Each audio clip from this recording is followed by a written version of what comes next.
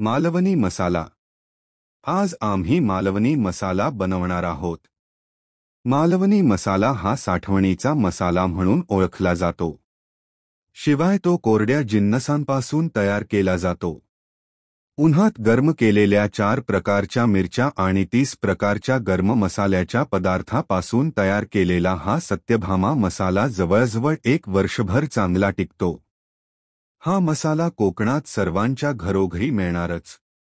कारण सत्यभामा मालवणी मसाला हा मालवणी माणसांचा जीव की प्राण असतो।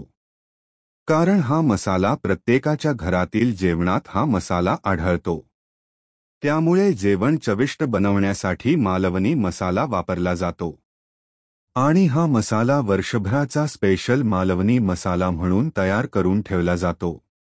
असा हा आमचा मालवणी मसाला आहे। जर का तुम्हाला मालवणी मसाला वापरायचा असेल तर नक्कीच सत्यभामाचा मसाला वापरून तर पहा।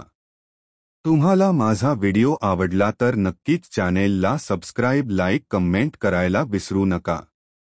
आमचे येणारे व्हिडिओ तुम्हाला लवकर मिळतील। धन्यवाद।